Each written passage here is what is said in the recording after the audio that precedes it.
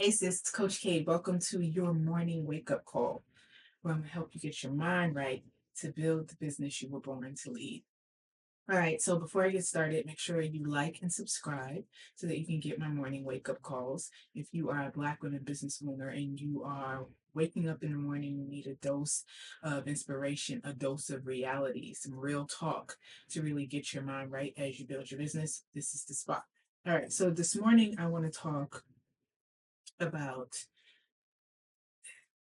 All right, some of y'all gonna be mad at me, but I'm gonna keep it 100. So anybody who knows me knows that I said what I said. Is how I move. So I think that a lot of times we get into these big,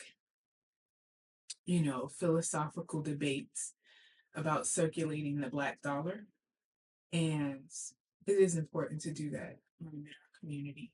And I'm number one behind the work I'm doing is my desire to contribute to um, a world where we are a part of the economy and that we close the wealth gap. And so all the things. So I just want to say, first and foremost, I'm here for that. But here's the thing, where I think we mess up is when we talk about how important it is for us to support Black businesses, and that's how those Black businesses will survive.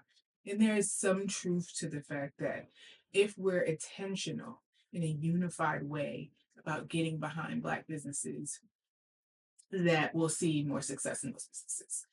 But there's another piece here that I think is underemphasized that I like to talk to my individual founders about. And that's this idea that I really don't want you to build a business that depends on the movement. I want you to build a business that depends on the market and that understands and studies the market. And what I mean by that is, when it comes down to that dollar, that green, there are some things that, just don't change. It really doesn't matter how much the Black community supports your business if your product is whack. I see a lot of situations where um we encourage people to go out and support a closing business, and everybody gets in line and they go viral online, and I shake my head because I know that the next month they still got to pay rent again. We going to do this every month, or are they actually going to figure out how to build a business model that generates profit? And yes, we do want to do things like that to help people, but those are in the meantime strategies.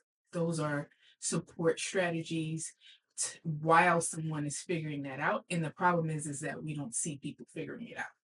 And so you applying for grants and you're asking for the community to show up.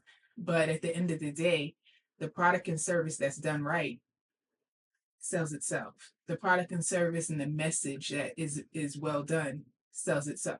A strong brand sells a product and service. And so you have to do that work. You have to do that work. You have to get your product right. A lot of times it's not working out because the product isn't done yet, or it needs to evolve. It needs to be improved.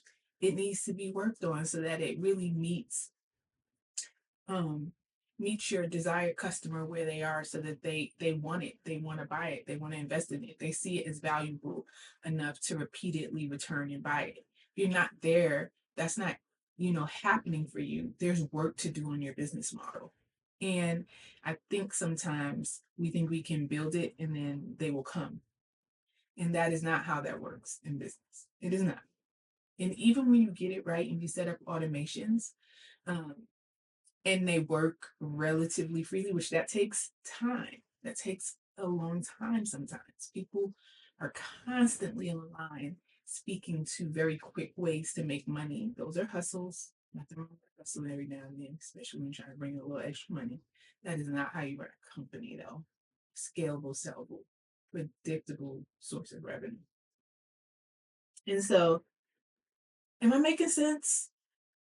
Am I making sense? Like, I want you to know that you know, it's important to form partnerships and relationships and be in your community as business leaders, as Black business leaders. It's so special, and we often do without asking.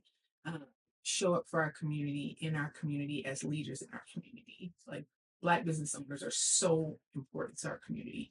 And so it's not unnatural or unexpected or unreasonable for us to ask the Black community to show up for us and patronize our businesses. But more importantly, the way you protect yourself from, you know, a declining business is by creating a product and a service that people love, that they're addicted to, that they're attached to, that they need, that solves a problem, and that's where you got to dig in and do that work. And some of you automatically think if that's not happening, it's not a good business, and then you jump to the next thing. Sometimes you got to dig in and really craft the offer in another way, offer the product in a slightly different way, find a different customer.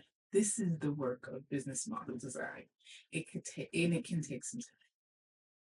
So hang in there. And definitely, work on your understanding of how the market works, what attracts customers to products, what that psychology, that buyer psychology is.